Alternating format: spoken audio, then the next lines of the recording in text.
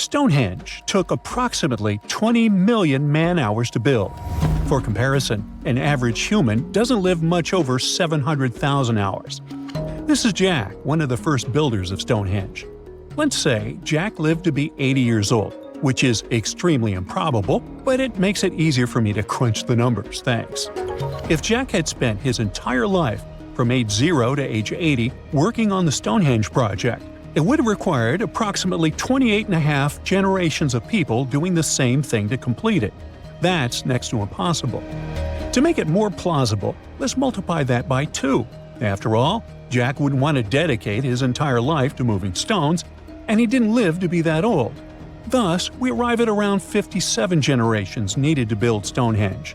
That's not enough room on the screen for me to introduce John, Jack's great-great-great-great, you get the drift, grandson. So it all began around 5,000 years ago with just a simple circular earthen bank and ditch. Fast forward to around 26,000 BCE, and the builders replaced that initial structure with a complex arrangement of wooden posts and brought in around 80 dolerite bloom stones from Wales, which were rearranged at least 3 times. Then, a few hundred years later, they added those massive sarsen stones, each weighing around 25 tons. These enormous sandstone blocks were transported about 19 miles to create a continuous outer circle, with 5 trilithons, 2 upright stones topped with a lintel, forming a horseshoe shape inside. It was a millennium-long building process that demanded years of hard work. So, people must have lived nearby, right?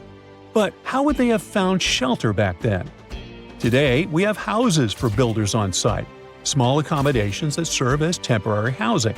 But structures like this definitely didn't exist when Stonehenge was constructed, did they? Well, actually, they existed, and some recent archaeological digs near Stonehenge prove it. Archaeologists found this Stone Age eco-home, which is a huge deal since it's one of the earliest settlements in the area. This newly uncovered Mesolithic home dates back to around the year 4300 BCE. Let's take a closer look at this house, shall we? Now, for the walls, people back then used a large fallen tree, its trunk to be more precise. These wooden walls were reinforced with flint, and they even lined the pit left by the uprooted tree with cobblestones. To create the roof, they opted for animal hides, which sounds like a wise choice. They must have provided protection against the unpredictable weather of the British Isles.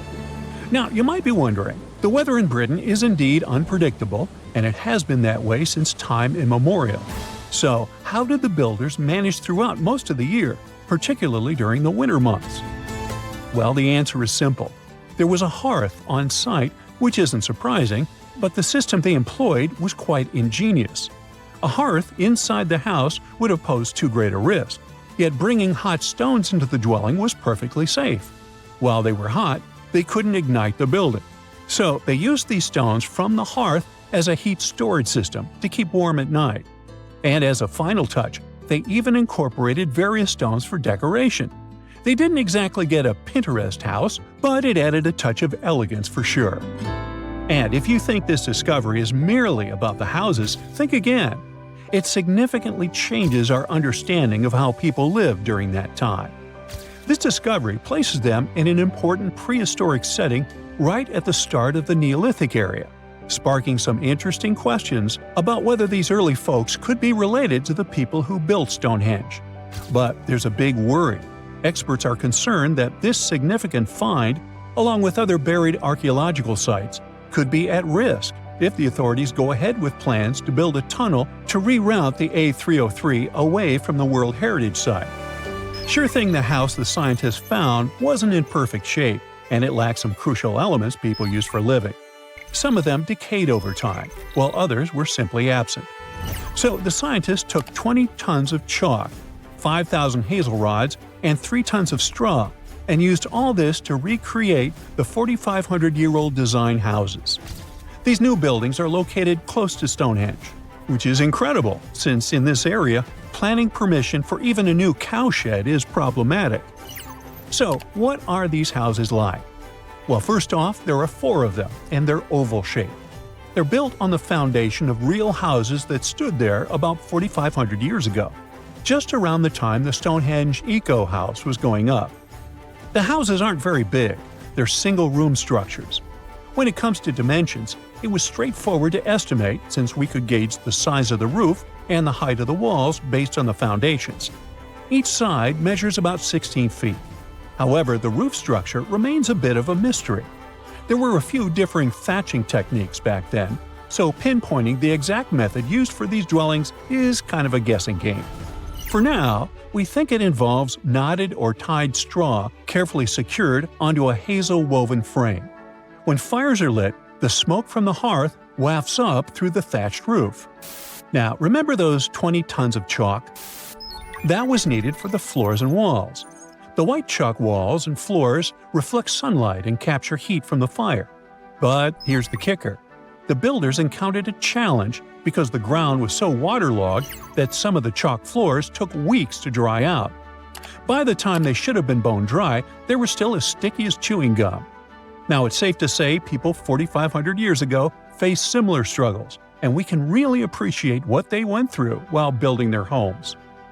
The final layer of daub was applied using rags, giving a smooth, almost shiny finish that looks surprisingly classy. The interiors are furnished with wooden and wicker beds and shelves, along with clay pots and jars, all centered around a cozy hearth. The spaces feel surprisingly roomy and are filled with light that streams in through the thatched roof, bouncing off those white walls. Plus, the woven furniture adds a nice touch of authenticity to the vibe. The fires have been lit, and the first meal, bread crafted from flour ground on a stone mill next to the hearth, has been prepared. Those who tried the bread were pleasantly surprised by its flavor, finding it quite tasty. Now, here comes the bummer. Those who recreated the houses did cheat a little. While the materials used were authentic, the tools weren't.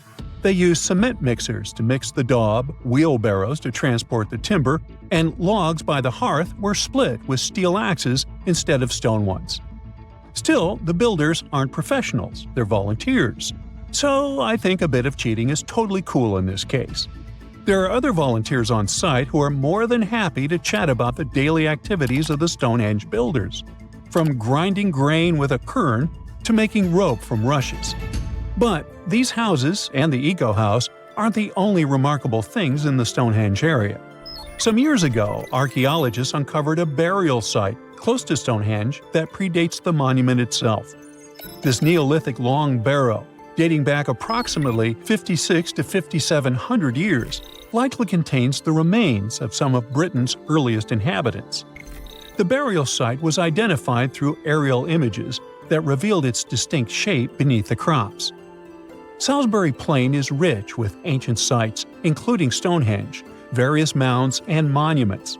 The area has remained undisturbed over the centuries, which is likely why so many ancient structures are still intact.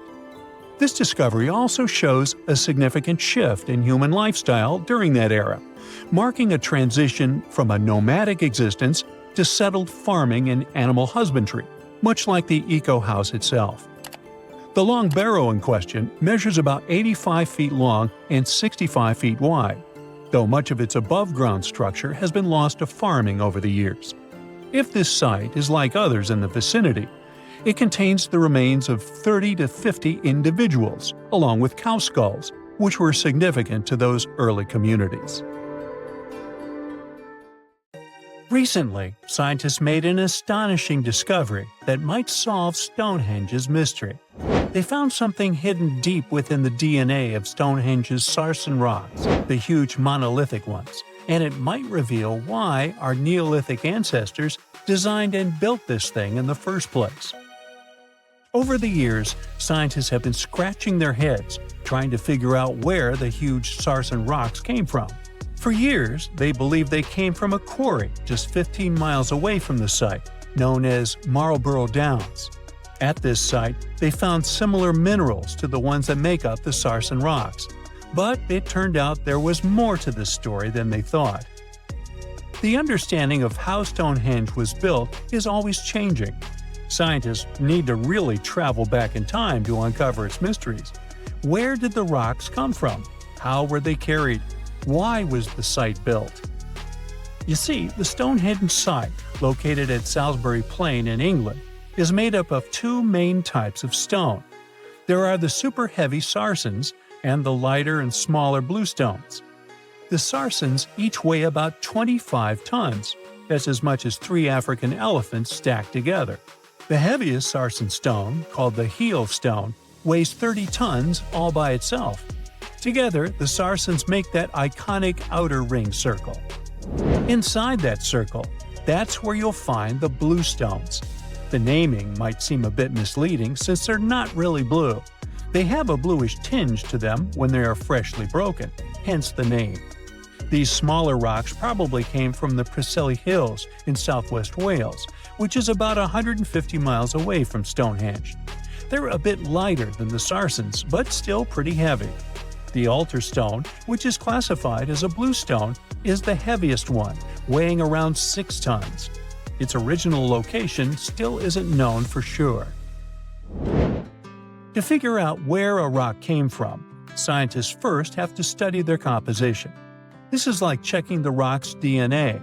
Then they cross-reference the structure of the rock with minerals in the soil to see if it's a match. Most of the sarsens we see around southern England are actually made of a type of sandstone known as silcrete. Think of silcrete as sand that's been hardened by underground water processes over millions of years. This process mostly happened during a period called the Paleogene, about 65 to 23 million years ago. These sarsen rocks didn't form in one big slab, but in patches, like nature leaving little rock gardens all over the place. Scientists reason the sarsens spread out randomly, forming in isolated pockets. Over time, many were buried under layers of clay and chalk, which helped preserve them. When ancient builders were on the lookout for materials, these sarsens must have looked perfect for something impressive like Stonehenge. Actually, sarsens have been used in everything, from Roman villas to medieval churches, and even in things like road curbs and old field walls. One could say these rocks were the it material for ancient builders, and continue to be popular even into more modern times. This fact made scientists start wondering that maybe not all sarsen stones that were used to build Stonehenge came from the same place. They've identified sarsen sites all over the UK, in places such as Oxfordshire and Kent. After hundreds of years of studying the sarsens, geologists finally had the right type of technology to determine the origin of the stones. Now, I wish I could tell you that it was some undisclosed location very far away from the site. But, as it turned out, the sarsens were originally from Westwoods, the forest near Stonehenge. A new factor came into play when excavations uncovered empty stone holes, showing that at least 6 bluestone pillars were removed from a Preseli Hills site called Wan Main in prehistory. They had a stone circle over there, and it's believed that some of Stonehenge's rocks were recycled rocks from this more ancient circle. If this is true, it might be that Stonehenge is part of a much larger landscape of ancient sites. If this is the case, then Stonehenge is just the cherry on top of a much larger scale project. Think of it as the sacred centerpiece of an entire landscape of monuments, mounds, stone circles, and things. This is why scientists want to find out where the rocks came from so badly. It could lead to why and how Stonehenge was built. Now, Stonehenge didn't just pop up overnight. It was built in several stages over hundreds of years. It's likely that it wasn't a single unified vision, but more like a big community project that evolved over time. With each generation, the builders brought in their own ideas, creating a stone structure that would last for ages. The first stage was around 3100 BCE. That's when people dug out a circular ditch and likely set up some bluestones as sort of a starter ring. Later, they added the sarsens and even topped some of them with horizontal stones to form those famous arches you see today, also known as the trilithons. These ancient builders had some challenges on their hands. How would they move the rocks? There's an old theory known as the ice road that suggests that the rocks were moved by natural icy pathways that formed during the winter. This way, they could slide the rocks down all the way to Stonehenge. But hey, if we're talking about a distance of over 100 miles, that's not too realistic. Anyways, this theory was debunked because it was warmer back then than it is today. There's also the river theory, which suggests that the rocks were floated along the river from the quarry to the site. But if we're talking about sarsen rocks, they're too heavy to float. So there goes that theory. What we're saying is, no one knows how the rocks were moved. Another interesting science tidbit came from all the research done in Stonehenge. A recent laser survey of the stones revealed the different stone working methods used, and has shown that some of the parts of the monument were more carefully finished than others. In particular, the northeast side and the inner faces of the central trilithons were finely dressed. FYI, a trilithon is one of Stonehenge's most famous shapes. It's when two huge monoliths receive a third one on top of them, connecting the two together. This fancy word is simply Greek for having three stones. But anyways, the bigger question, and the reason Stonehenge is so famous, is why it was built in the first place. Theories are all over the place, and some sound like they're straight out of a sci-fi show. So here's a rundown of the most popular ideas. There's, of course, the solar calendar theory. This one supposes that the stones are aligned with the movements of the sun, especially during the summer and winter solstices. During the summer solstice, the sun rises to the left of the heel stone, that's the lone stone outside the main circle, lighting up the entire monument. Some say it's the ancient version of a calendar, marking the year's longest and shortest days. Some archaeologists think Stonehenge might have been an ancient healing center. Pieces of bluestone have been found chipped away, possibly by people who believed they had healing powers. The theory goes that people traveled from all over to come to Stonehenge in hopes of a cure for whatever was ailing them. There's also some speculation that Stonehenge was the place to be. Think of it as an ancient gathering spot. Some evidence suggests that communities from distant areas traveled to Stonehenge for gatherings, feasts, and ceremonies. Studies of bones found near the site show they came from all over Britain, making it a sort of prehistoric meetup location. Have you heard of Göbekli Tepe? It's an ancient site in Turkey that literally made historians rewrite history books. Over 11,000 years ago, a group of prehistoric humans crafted an enigmatic masterpiece that's even older than Stonehenge.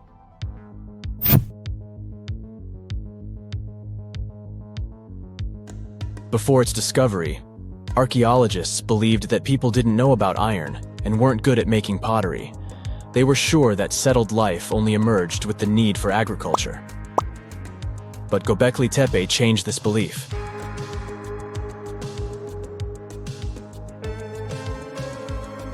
The place has revealed that it was the temple that paved the way for a settled life, not agriculture.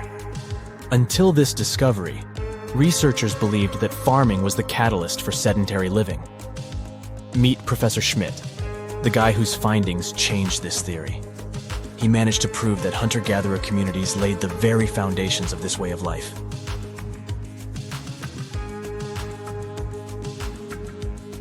Back in the 1960s, other archaeologists visited the area, but they totally missed the mark.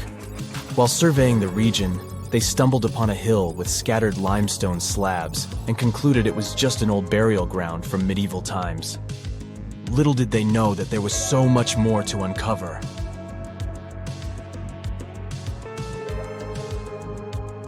In 1994, Schmidt embarked on his own survey of prehistoric sites in the area.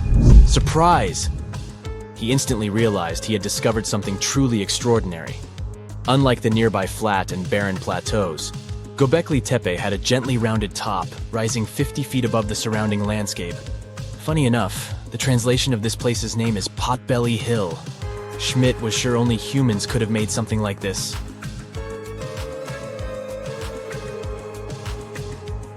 those broken limestone pieces that were mistaken for gravestones turned out to be way more exciting. It was like stumbling upon a hidden treasure. The pieces took on a whole new meaning, and Schmidt with his team was about to dive into the secrets waiting beneath the surface. To their surprise, they found no traces of a settlement. No hearths for cooking, no houses, and none of those adorable clay figurines commonly found in nearby sites of similar age. However, they uncovered that those ancient people used tools like stone hammers. So, Schmidt and his team put their heads together and took a wild guess at the age of Göbekli Tepe's stone structures. Their estimation got backed up by some limited carbon dating done right at the site. The ancient vibes of this place were finally starting to make sense. It was like a puzzle slowly coming together.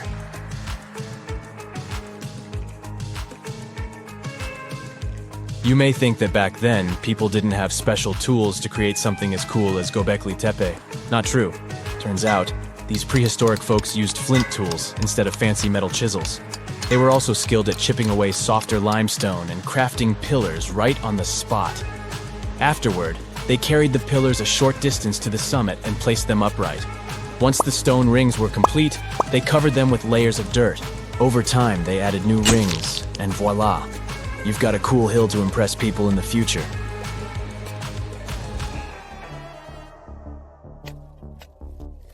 During their first year of excavation, the team went through 15,000 pieces of animal bones from wild creatures. These people didn't have pet animals or grow their own food. They hunted wild animals for their meals. But things were about to change, because the place had everything they needed to start farming. Scientists say they had wild sheep and wild grains that could be domesticated. And guess what?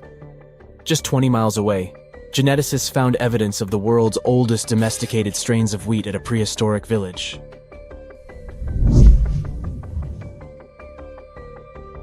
These amazing findings have completely changed how we view civilization.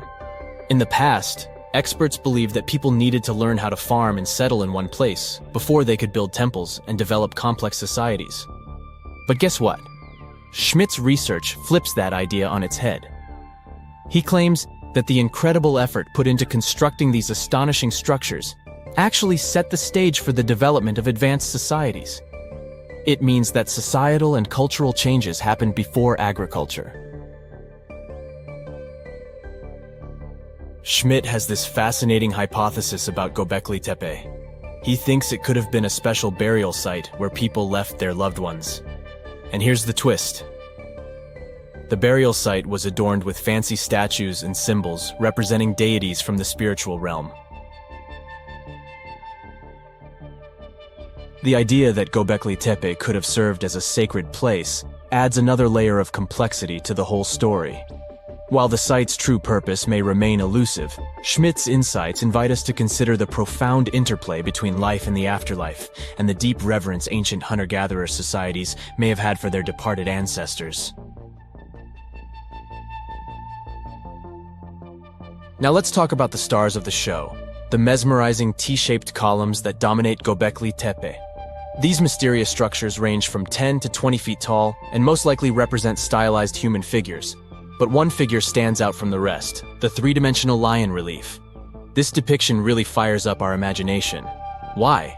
Because it hints at the possibility that lions roamed Anatolia during the Neolithic period.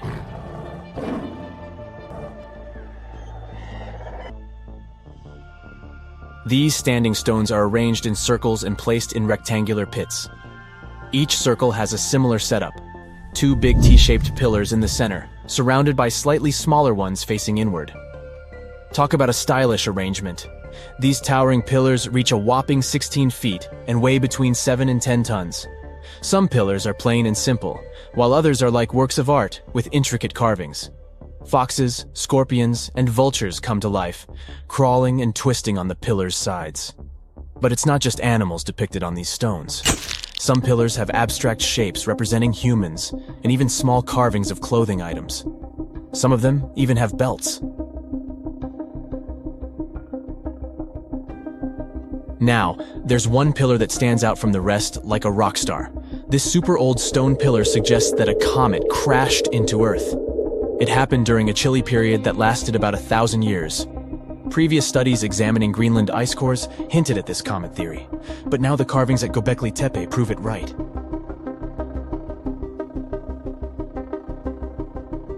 The carvings on the pillars are like a historical comic strip. They even show a headless human figure. Researchers fed the images into a computer and discovered their connections to constellations, indicating that this temple might have been an ancient observatory. It's like our ancestors were trying to document this cataclysmic event in their own unique way. Archaeologists have been excavating and researching Göbekli Tepe since the mid-1990s, peeling back layers of history and providing us with a deeper understanding of the intricate relationship between various elements. They have no plans to stop the whole process for another 150 years. Who knows what else they'll find? You see, Göbekli Tepe has been labeled purely as a ritual site with no signs of domestic activities. We were led to believe that the absence of water meant it couldn't support semi-sedentary communities. But scientists believe it's time to shake things up and approach Göbekli Tepe with fresh eyes. It's time to question what we believed before and use new evidence and different ways of thinking. Like, there might have been a group of people living in the area who didn't stay in one place all the time. They moved around a bit but still had their own civilization, living in the area semi-sedentarily. Göbekli Tepe is not just home to a single temple, but an astounding collection of over 20 ancient structures. As archaeologists delve into the depths of this wonder, they are unraveling its unique layout, featuring two prominent focal points at the heart of each establishment, complemented by smaller structures and dividing walls. What's even crazier is that in this area, there are over 200 obelisks, which are narrow tapering monuments. Hey, if you think Stonehenge is one of the oldest stone monuments ever, well, let me introduce you to Göbekli Tepe. Buckle up, we gotta travel to Turkey to meet this really old guy. Yeah, he's too old to travel. Jokes aside, Göbekli Tepe, an archaeological site located in southeastern Turkey that dates back to the Neolithic period, around 10,000 BCE. It's considered to be one of the oldest and most significant archaeological discoveries in recent times. The site consists of a series of circular and rectangular structures made of stone pillars. Yeah, it does look like its younger brother Stonehenge. Some of those pillars are decorated with intricate carvings of animals and other symbols. Now, you maybe wonder, hey, why on earth did they make such a fascinating building? What was its purpose? Sorry, I got no answer for that. The purpose of the site is still unknown, but it is believed to have been a ceremonial center for the ancient people who lived in the area. The discovery of Göbekli Tepe has challenged long-held beliefs about the development of human civilization, as it suggests that complex societies may have emerged much earlier than previously thought. Okay, pack your stuff, our travel's just started. Next destination, Masada. It's an ancient fortress located in Israel on a plateau overlooking the Dead Sea. Hey, look at that view, spectacular, huh? It was built by King Herod the Great in the 1st century BCE, and it was very smartly built. Within the fortress, there were various facilities such as storehouses, barracks, a palace, and a set of cisterns capable of holding approximately 40,000 cubic meters of rainwater. People living there believed that the collected runoff from a single day's rainfall could provide sustenance for over 1,000 individuals for a period of 2 to 3 years. Access to the fortress was limited to 3 steep and winding paths leading up to fortified gates. Still, at one point, the fortress was occupied by people who had fled Jerusalem after the city was captured by the Romans.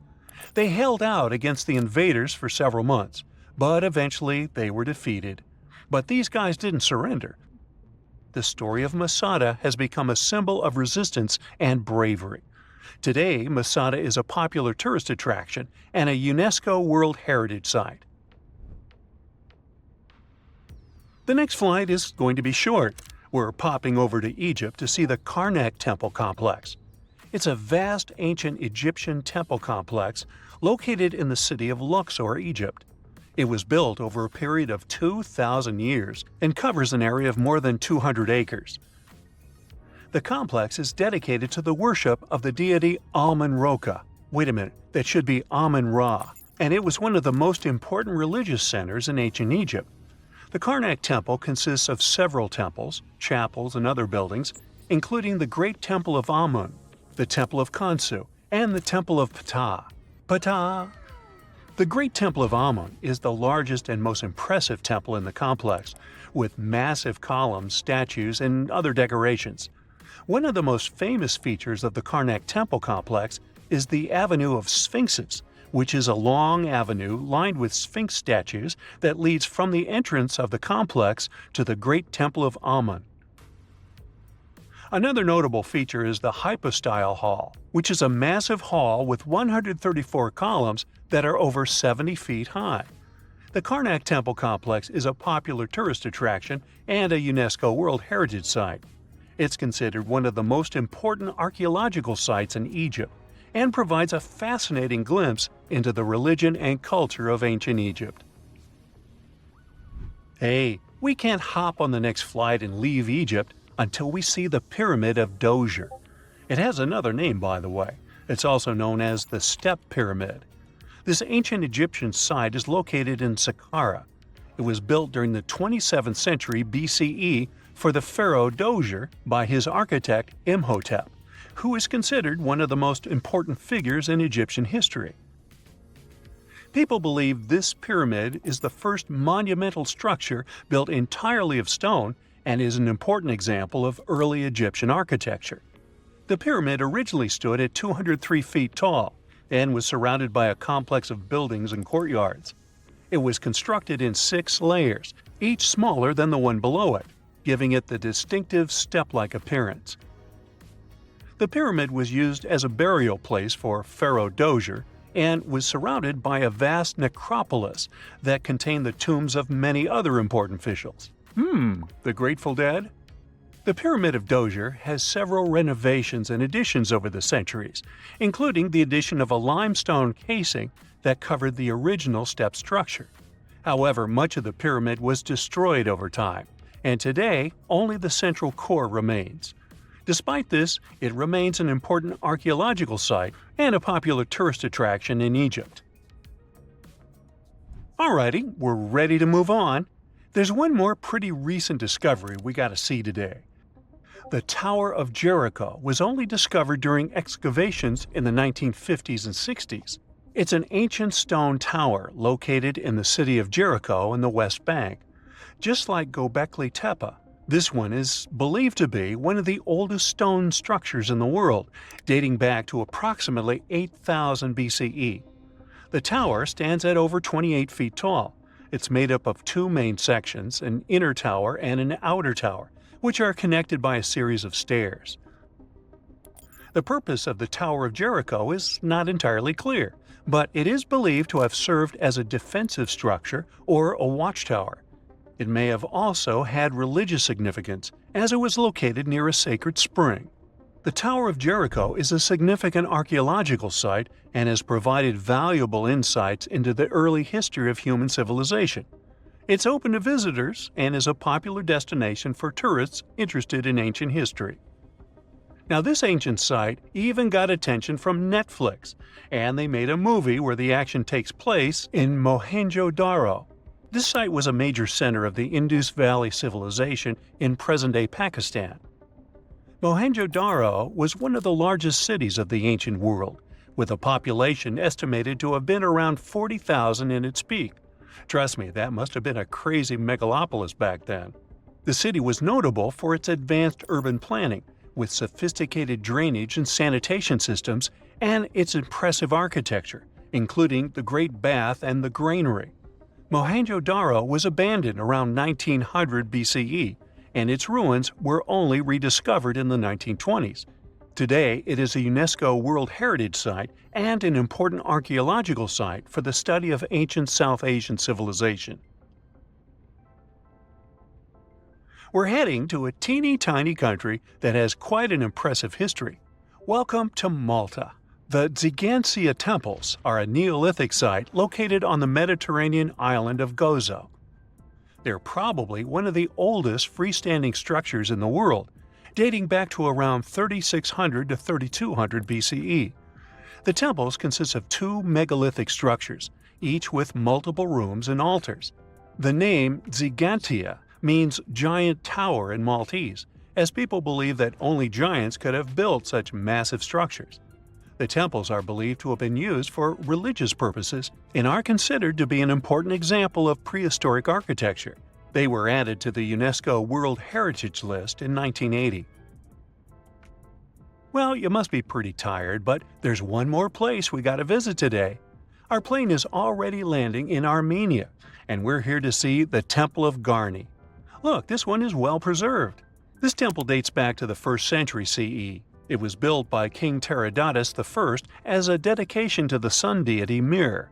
Sadly, the temple was destroyed in the 17th century during an earthquake, which is quite a common thing for this area, but it was later reconstructed in the 20th century. Today, it's a popular tourist attraction and is also listed as a UNESCO World Heritage Site. Stonehenge is famous, but it isn't the oldest UK monument of its kind in England. That title belongs to Flagstones, a site that predates Stonehenge by about 200 years. In fact, it's possible that whoever built Stonehenge might have been copycats, or perhaps, as some prefer, inspired by flagstones. Let's start unraveling the mystery of flagstones by looking at its exact age. To crack this ancient puzzle, scientists turned to a powerful technique: radiocarbon dating prehistoric monuments. This method works on organic materials like wood, bone, or charcoal that are up to about 60,000 years old. Each of these materials contains something called carbon-14. When an organism passes away, its carbon-14 starts to break down at a predictable rate. By measuring how much is left, scientists can estimate the age of these ancient objects. The method is really impressive, so it doesn't come as a surprise that the inventor of this method was awarded the Nobel Prize. Radiocarbon dating has revealed that people built flagstones around 3200 BCE, making it older than even the earliest parts of Stonehenge. But the mystery of flagstones is just beginning to unfold. Flagstones is located in Dorset, in southwest England, about 37 miles away from Stonehenge. It was discovered in the 1980s when workers were building a new road. Archaeologists dug up a huge circular ditch about 330 feet wide, made with overlapping pits.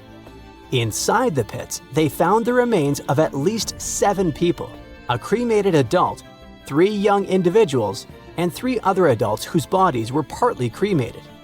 This shows that people could have used the site as an ancient cremation burial site. Flagstones is basically a big, ancient circle that popped up right where early farming communities were spending their time.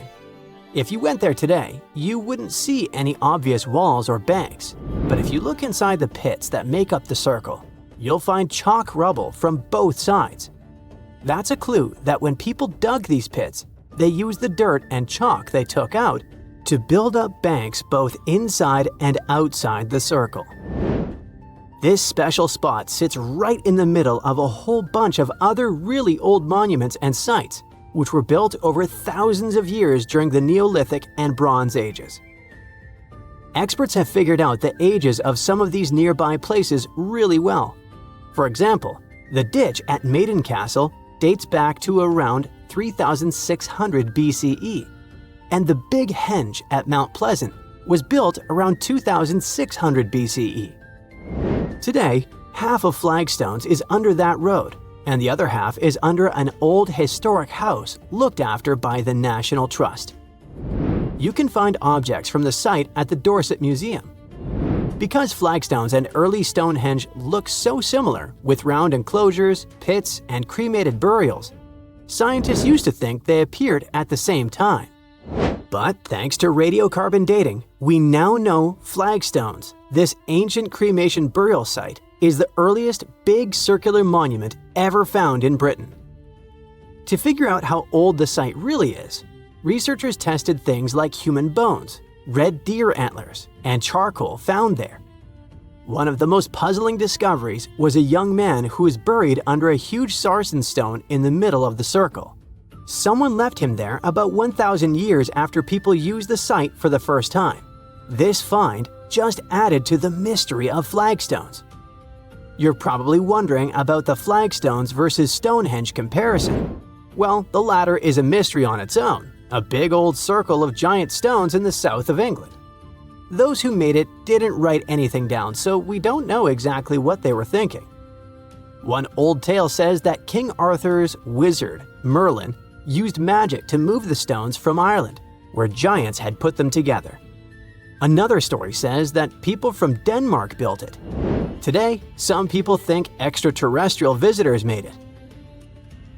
A man named John Aubrey started studying Stonehenge in the 1660s. He thought the Celts had built it for their priests, called Druids, but that turned out to be wrong. Radiocarbon dating of this prehistoric monument shows that its constructors built it in phases over several centuries. The construction started around 3100 BCE and continued till around 1600 BCE. First, about 5,000 years ago, it was just a round ditch in the ground. Then people added wooden posts. Around 2600 BCE, they brought big blue stones from Wales. Later, they added sarsens, even bigger stones, each weighing as much as 5 elephants. They moved those stones from 19 miles away and placed them in a big circle with 5 tall stone arches shaped like a horseshoe. Experts think building Stonehenge took more than 20 million hours of hard work. And that's a lot of teamwork, strength, and planning for people who didn't even have machines. These days, there are a few different ideas about what Stonehenge was really used for. Some experts think it was a sacred place where people gathered for religious ceremonies. Others believe it was an early kind of science center used to study the sky and track time. Both groups notice that the stones at Stonehenge are lined up with the sun and moon. So people may have used the site to mark the changing seasons, especially during the summer and winter solstices. Some think it worked like a giant calendar, helping people figure out dates or predict things like solar eclipses. Stonehenge was an ancient cremation burial site too, at least for some time. Anyway, if we continue with the flagstones versus Stonehenge comparison, we can't but dwell more on the age of these monuments. Flagstones is older than Stonehenge. In fact, it's one of the oldest UK monuments. It's really special because it's the most ancient big round enclosure ever found in Britain. According to the newest studies, its age is about 5,200 years old.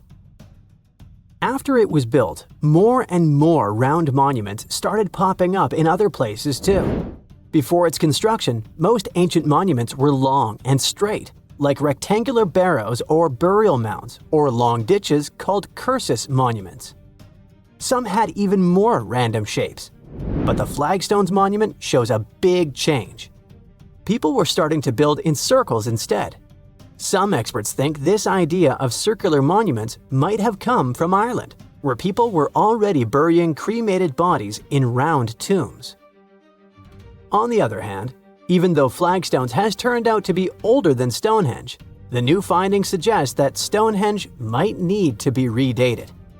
Some of the objects found at Stonehenge, like animal bones, are actually older than the main structure itself.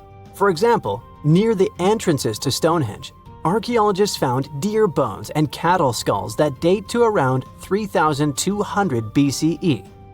Experts used to think that people kept those bones for a long time before burying them. But it's possible there was an early version of Stonehenge made from overlapping pits that existed before the big circular ditch was built around 2,900 BCE. Now, could flagstones and Stonehenge have been part of a bigger shared tradition? Could there have been other ancient cremation burial sites in the UK? After all, these constructions aren't the only round prehistoric monuments in Britain. In Wales, there's a similar site called Stonehenge, which also looks like a circular burial place.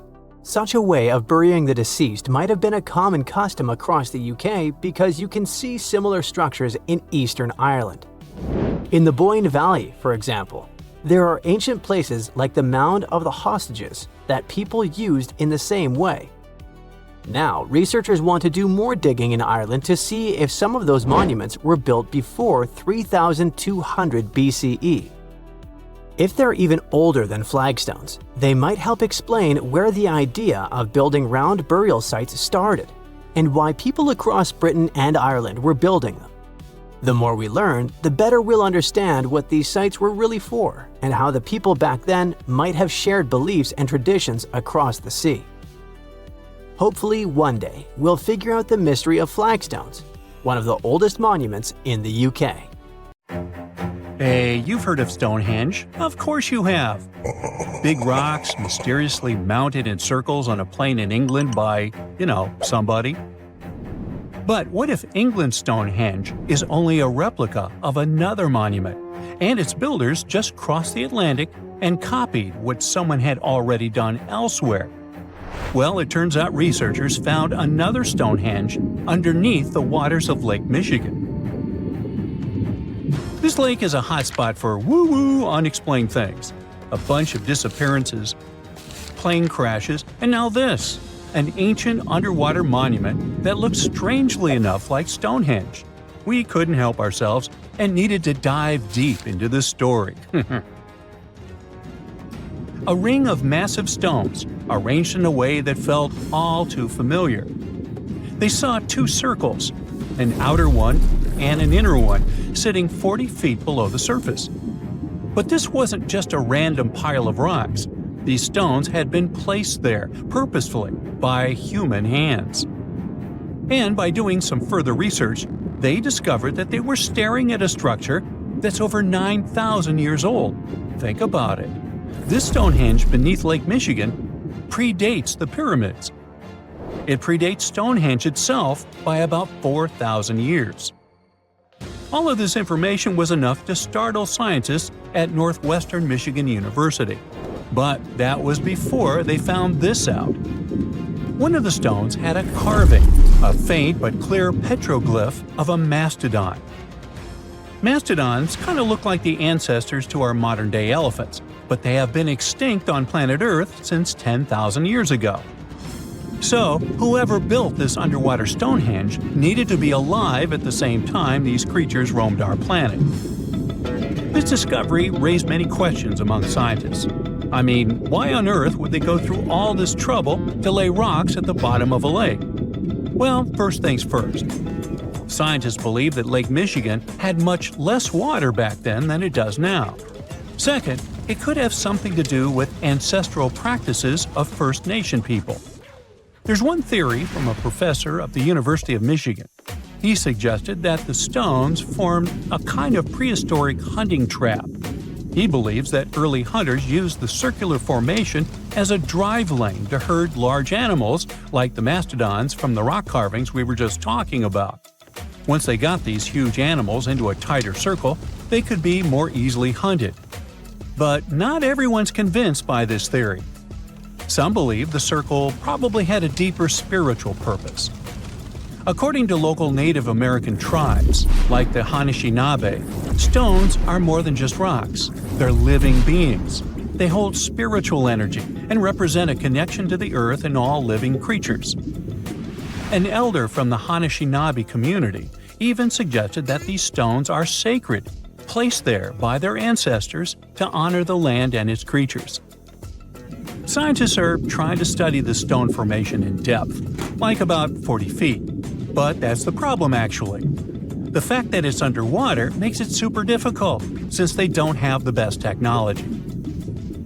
Traditional archaeological tools don't work as well when everything is submerged, but promising new technologies like stereophotogrammetry, which literally means making 3D models of a site, are helping scientists study the stone circle more closely. Still, research is slow and expensive, so it's hard to know when this mystery will come to a close. As we said, Lake Michigan is a hot spot for unexplained phenomena. Its lakebed is filled with shipwrecks, such as the Thomas Hume, a sturdy American schooner. It also collects debris from airplanes that have suddenly gone missing while flying the area, such as Northwest Airlines Flight 2501 that disappeared in the 1950s. Some people even call the area the Lake Michigan Triangle, suggesting paranormal activities like what happens in the Bermuda Triangle might be going on. The lake spans over 22,000 square miles, which means it's almost two-thirds the size of the country of Ireland. In 2024, scientists were able to access another one of Lake Michigan's mysteries, the wreck of the Margaret A. Muir schooner. This 130-foot-long sailing ship sank over 130 years ago. The discovery was announced just recently by the Wisconsin Underwater Archaeological Association, the WUAA, whose team found the shipwreck sitting 50 feet below the surface just off the shores of Algoma, Wisconsin.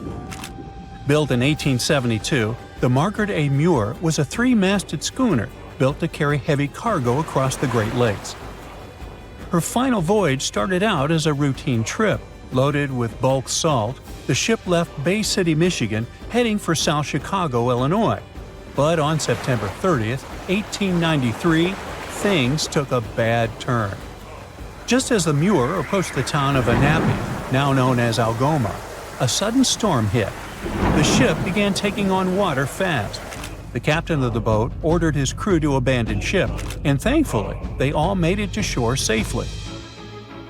For more than a century, the wreck sat undisturbed on the lake bed, its location a mystery. But thanks to a combination of historical research and high-resolution sonar, WUAA searchers finally found her in May of last year.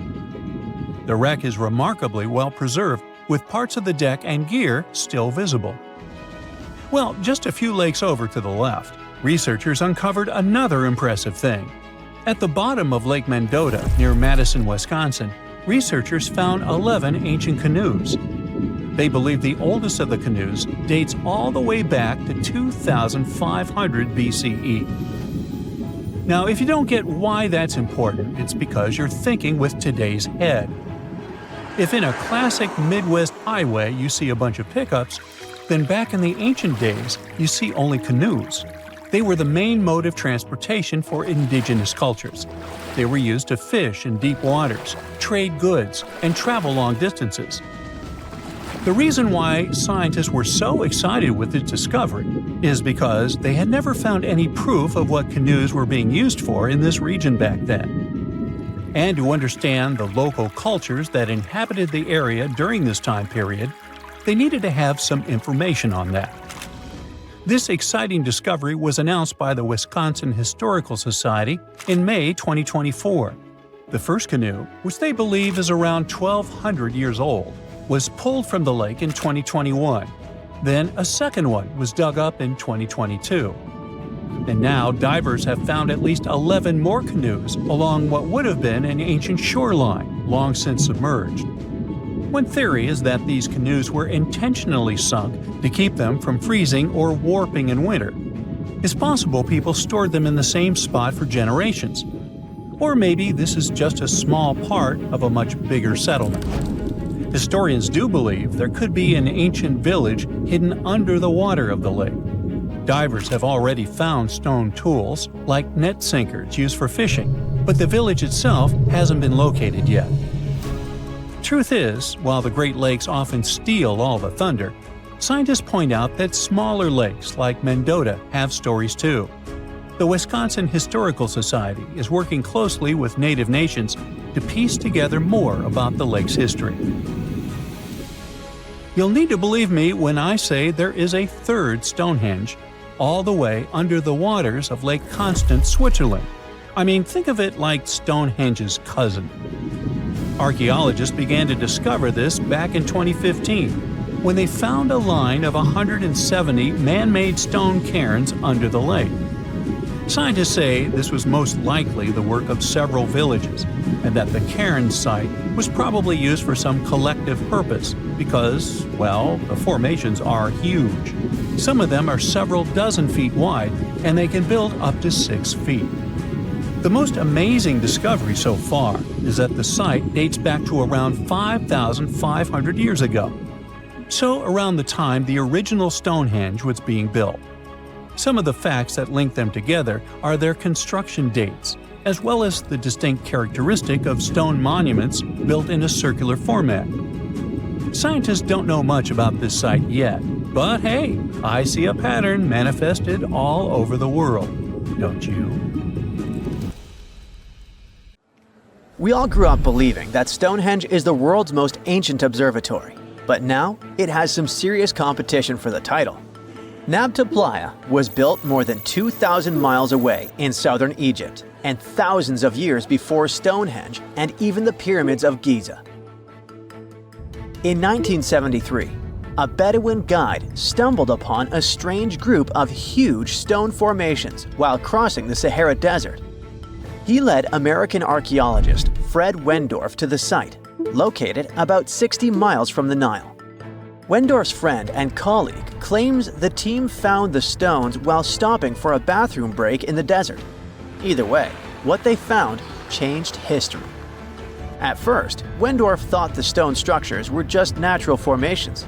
But then it hit him. This area was once a lake, meaning no natural rocks should even be there. He kept coming back to the site for decades, and by the early 1990s, his team finally uncovered a circle of stones that seemed to line up with the stars in a way no one could explain. After 7 long years of trying to crack the mystery of the site, Wendorf reached out to an expert in archaeoastronomy. They study how ancient people used the stars. One evening, while the expert sat in the cool desert sand staring at the stones, he realized that they formed a pattern radiating outward from a massive burial mound. One by one, as they dug into the sediment, the buried megaliths started lining up like spokes on a wheel. The team had already used radiocarbon dating to test samples from fire hearths and tamarisk wood roofing found inside the stone circle. Nabta Playa had dozens of standing stones, all a few feet tall. Some of them lined up exactly with the sunrise on special days, and others matched up with bright stars in the sky. Inside the big circle, there were 6 special stones that may have been used for rituals or marking important times of the year. Around them, 29 standing stones might have worked like a simple calendar to help people know when it was time for something important, like the summer solstice, the longest day of the year. When the sun rose in just the right spot, it was a sign that the rainy season was coming. The stone circle once aligned with the brightest stars in the northern sky: Arcturus, Sirius, and Alpha Centauri. Some stones even pointed to the constellation Orion. By tracing Arcturus's movement across the sky, they figured out that it matched perfectly with the circle around 4800 BCE. That means it was the oldest astronomical site ever discovered. And the people of Nabta Playa may have been watching the stars thousands of years before telescopes were even invented.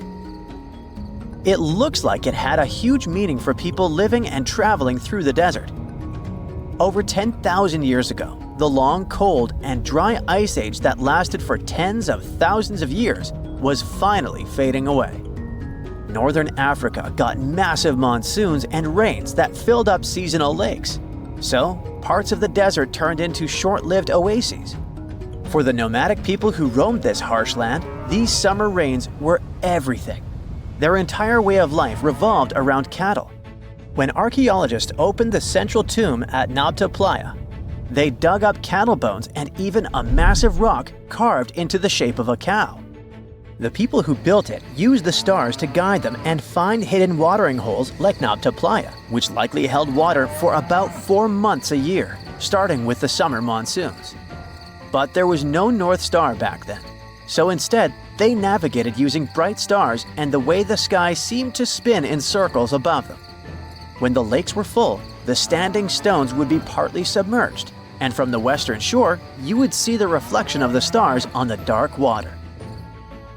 Nabta Playa is way less famous than Stonehenge, perhaps because its stones were buried and the famous site in England was open to visitors for thousands of years. Sadly, when Nabta Playa did become famous, some tourists ruined parts of it by moving stones around, which messed up the ancient star alignments. To protect it, the authorities moved everything to a museum where people can see the stones and the carved cow statue without damaging them.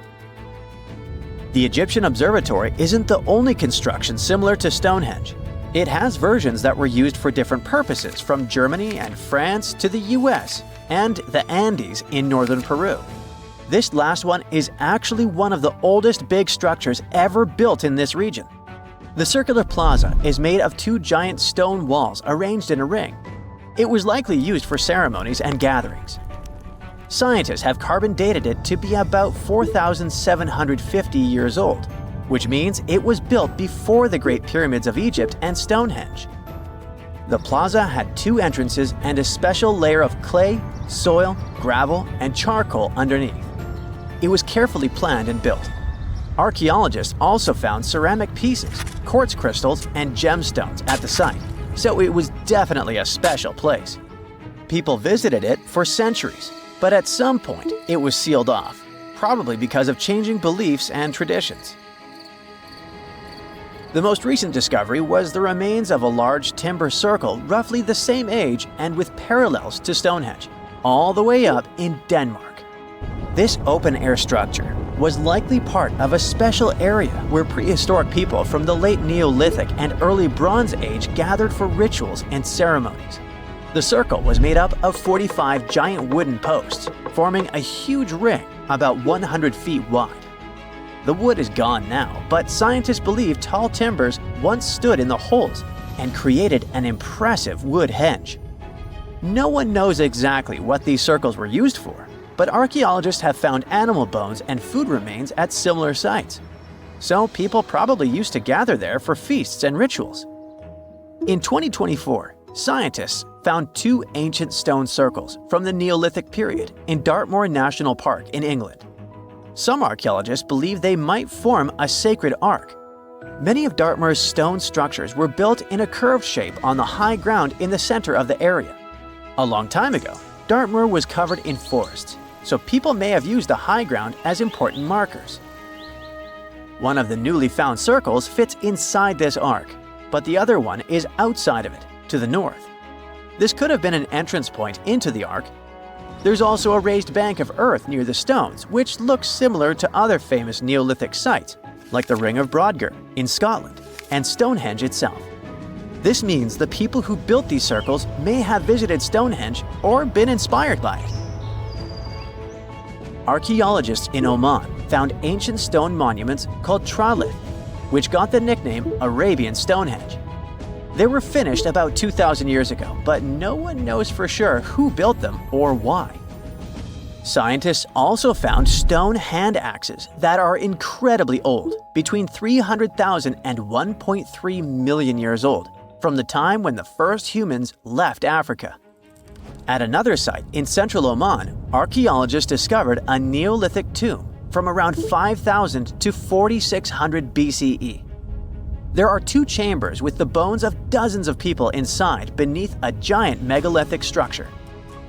Nearby, they also discovered rock carvings that were made by people who lived in the area. And then there is another Stonehenge look-alike, this time in Saudi Arabia, that was used as an apartment complex thousands of years ago. Archaeologists discovered a total of 345 stone circles by looking at aerial photos of a lava field. Each circle is between 13 to 26 feet and has at least one large standing stone in the middle. These structures still have remains of stone walls and doorways. Stone circles like Stonehenge are often linked to ceremonies and rituals, but scientists say that many early houses were actually built in round shapes, and rectangular homes only became common much later in history. Stonehenge wasn't a witchy monument to travel through time. It was actually constructed as a hope to build a different future. Recent research just found out that the monument was probably raised as an attempt to reunite the Britons during a period of big division. The thread of this story lies on the altar stone, the monument's most iconic rock. For years, scientists believed that the stones used in Stonehenge, including the altar stone, came from the nearby Preseli Hills in Wales. In this scenario, Stonehenge would have been built by a local community, that is, Neolithic people who would have found easy-to-access materials to build a ceremonial mound, a sundial calendar, and a final resting place, all in one. Things changed when another discovery was made. In 2018, leading-edge research pointed that the altar stone actually came from the River Tay region in northeastern Scotland, which is located over 400 miles away from Stonehenge. Scientists found similar rocks as such in Scottish monuments. You see, the altar stone is a recumbent stone, laying on its side. Many of the rocks were found in ceremonial stone circles in Scotland, and they are unique to this region. When this discovery broke through, it got archaeologists thinking. Maybe Stonehenge wasn't just a local project, but a wider collaboration between different tribes and communities across Britain. To understand this, we need to rewind to around 3000 BCE. That's when Britain still wasn't a unified country per se. Rather, it was a patchwork of tribes such as those coming from southern or eastern Europe, each with their own customs and beliefs.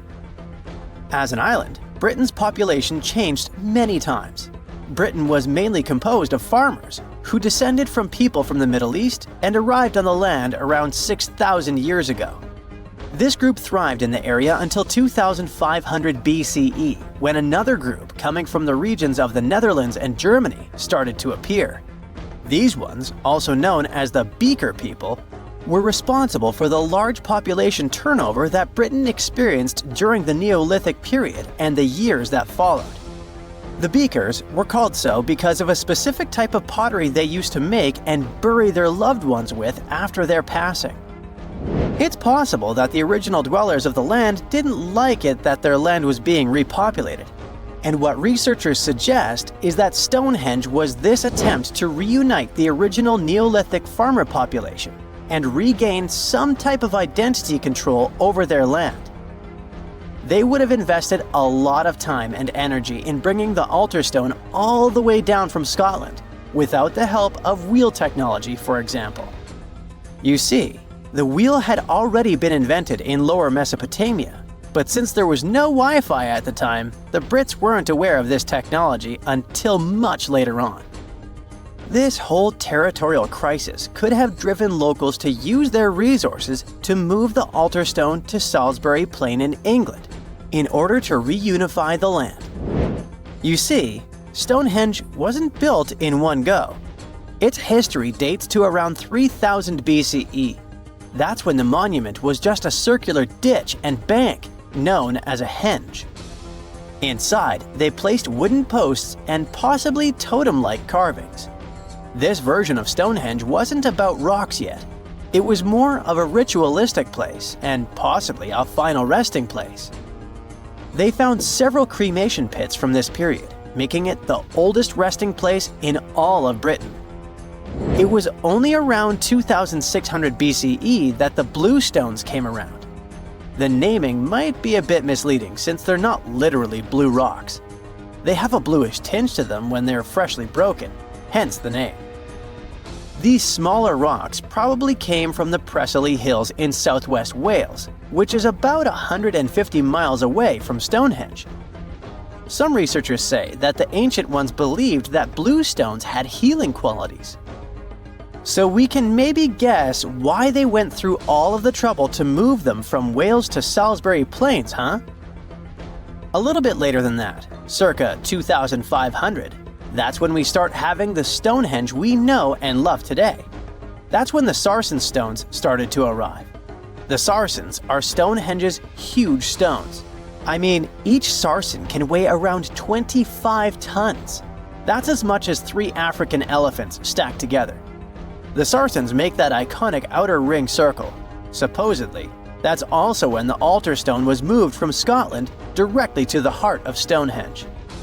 The altar stone is the largest of the blue stones used to build Stonehenge.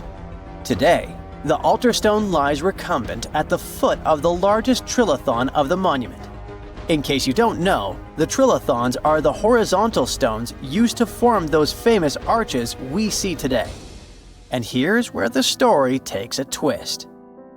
For nearly a century, scientists believe that the altar stone came from the same area as the blue stones, the Presley Hills in Wales.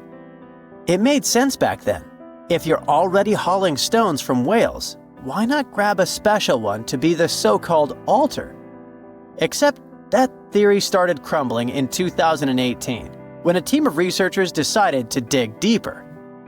They used advanced geochemical analysis to pinpoint where the altar stone's sandstone actually came from, and it turns out it wasn't Wales. Instead, the results pointed north, specifically to the Orcadian Basin in northeastern Scotland, 400 miles from Stonehenge. This revelation changed the whole script of Stonehenge's story. How would they move the rocks, you may ask? Well, there's an old theory known as the ice road that suggests that the rocks were moved by natural icy pathways that formed during the winter. This way, they could slide the rocks down all the way to Stonehenge. But hey, if we're talking about a distance of over 100 miles, that's not too realistic. Anyways, this theory was debunked because it was warmer back then than it is today. There's also the river theory that suggests that the rocks were floating along the river from the quarry to the site. But if we're talking about sarsen rocks, they're too heavy to float. So there goes this theory.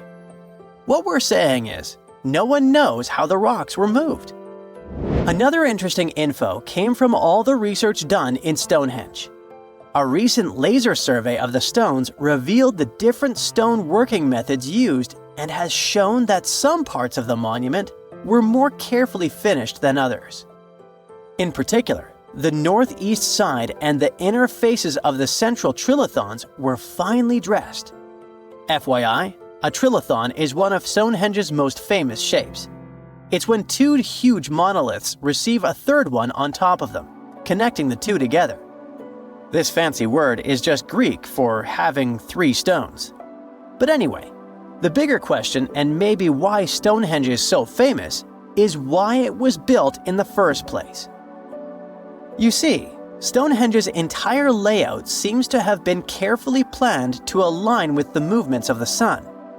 The monument's architecture is particularly attuned to the solstices, the shortest and longest days of the year. During the summer solstice, the sun rises perfectly in line with the heel stone, casting light straight into the heart of the stone circle.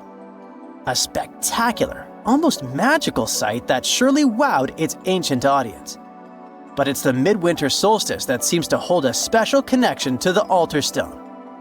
As the sun sets on that day, its light aligns with the altar stone at the center of Stonehenge. To the builders of Stonehenge, this alignment may have symbolized more than just celestial precision. It likely carried profound ancestral and spiritual significance. The altar stone, illuminated by the setting sun, could have been seen as a bridge between worlds, connecting the living with their ancestors, the earth with the cosmos, and the present with the eternal. In a world without calendars, clocks, or weather apps, the solstices were everything. They marked the rhythm of life, guiding agricultural cycles and spiritual rituals alike.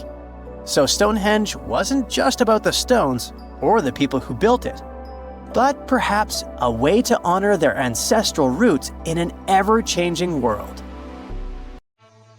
It's like archaeology woke up recently and decided to spice up the news with its history-changing discoveries. From unearthing dinosaur fossils in peaceful Iowa to translating bad news from ancient Babylonian texts, history is revealing its secrets like never before. When Mount Vesuvius erupted in 79 CE, it froze the town in time. Some of the most famous discoveries were heartbreaking, like a mother wearing a golden bracelet, holding her child, or two sisters hugging in fear. At least that's what scientists thought. In 2024, advanced DNA tests shattered these long-held beliefs. The mother from the House of the Golden Bracelet was actually a man wearing a fancy 30-carat bracelet, and the child wasn't even related to him. As for the two sisters, DNA revealed one was actually a man, while the other remains a mystery. Some speculate they were lovers, but the truth is still buried in time. Speaking of rewriting history, another shocking revelation comes from ancient Babylon. Recently, archaeologists translated 4,000-year-old texts that turned out to be heralds of terrible news. These specific texts that were translated are believed to be from Sippar, a city near the Euphrates River in modern Iraq. They talked about lunar eclipses, which is when the Earth's shadow blocks the moon, and for ancient Babylonians, these were warnings. Eclipses could mean everything from floods and famines to chaos in the kingdom. But here's the interesting twist. Babylonians also came up with clever ways to cancel these bad omens, like calling in priests to perform rituals or consulting oracles for advice. These ancient astrologers took their job seriously since it wasn't just about stargazing, it was about keeping the kingdom safe. Augustus was the first Roman emperor, so we can say he was a big deal. Archaeologists have already found ruins of the villas where he partied, but now they think they've found his final resting place. In a place near Naples, they found an old structure buried under a villa. They found the equivalent of a modern heating system, something that was probably used to draw warm baths. They also found shelves filled with ancient jars, suggesting the site later became a temple. They're still not sure this was Augustus's last home, but if confirmed, this would be a big deal for world history. While ancient Rome is surprising us, the famous Nazca lines in Peru are also revealing hidden details. These massive geoglyphs, created thousands of years ago, have only been partially studied until now.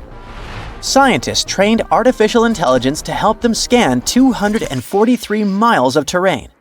With AI's help, they identified over 300 new motifs, including llamas, stick figure people, and strange heads.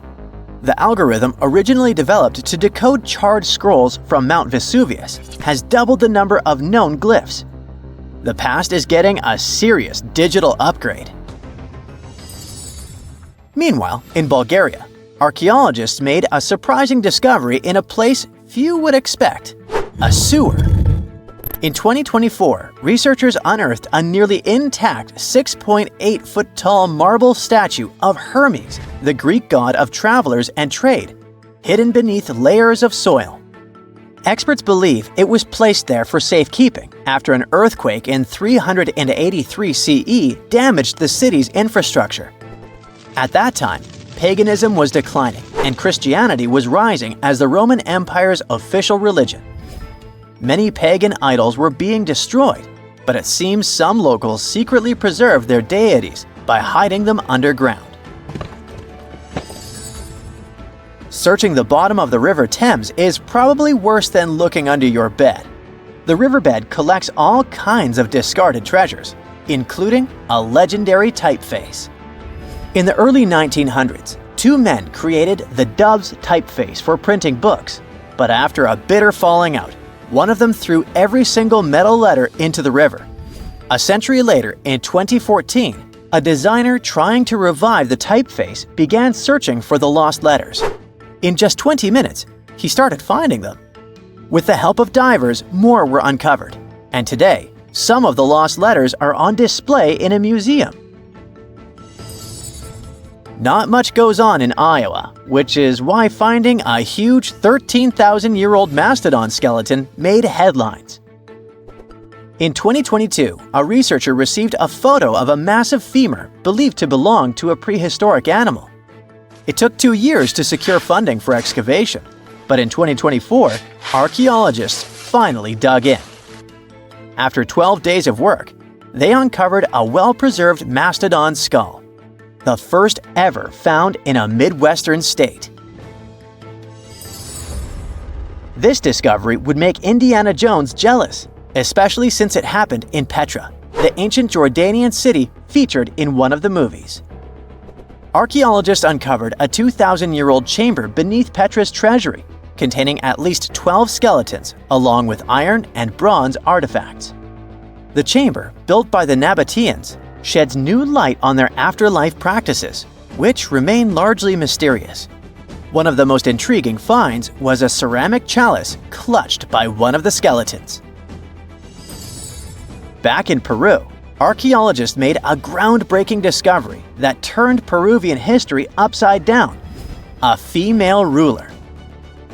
At the 1,600-year-old site of Panamarca, scientists uncovered a throne room decorated with colorful murals. These murals depict women spinning and weaving, men carrying a crown, and even a crowned woman speaking to a birdman. The discovery suggests that Moche women weren't just spiritual leaders, but rather had real political power too. Tiny houses are mainly a modern thing, but archaeologists think they found one in ancient Pompeii. Unlike traditional Roman homes, which had grand atriums for entertaining guests, this house had none. But what it lacked in size, it made up for in artistry. Inside, scientists found a painted altar decorated with birds of prey, sparrows, snakes, and plants. The altar held ceremonial items like a lamp and an incense burner, still holding traces of fragrant herbs.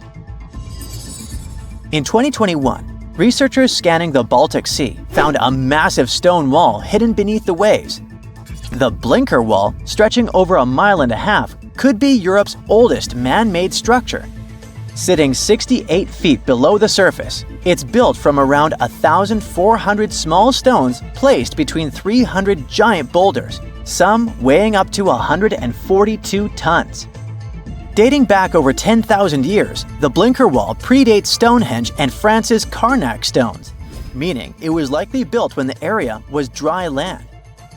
Scientists believe it may have been a reindeer hunting tool, guiding animals into a lake where hunters could strike. Oh, and then there's the granite slab that was found in Egypt's Abydos area. At first, it was thought to belong to two important people from ancient Egypt, but a recent discovery showed it was actually part of the sarcophagus of Pharaoh Ramses II, one of the most famous Egyptian rulers. A researcher found a special engraving on the slab that had Ramses II's name on it. Ramses ruled Egypt a long time ago, and after he died, his tomb was looted, so his body and belongings were moved around a few times. This new discovery shows that after Ramses' tomb was robbed, some of his things were used again. The finding also teaches us that ancient Egyptian tombs were often looted, and the things in them were reused. Recently, something unexpected happened during a dig in Norton Disney, back in England. While searching for ancient coins and brooches, a volunteer from the Norton Disney History and Archaeology group stumbled upon a mysterious Roman dodecahedron. This small hollow object, made of copper alloy with 12 pentagonal sides, was buried for 1,700 years, but was surprisingly well preserved. Though over 30 of these strange objects have been found in the UK, no one knows for sure what they were used for. Some think they might have been measuring tools or calendars, while others believe they were used for rituals. The Norton Disney Group thinks these dodecahedra were likely symbols for religious ceremonies, as many show no signs of wear from daily use.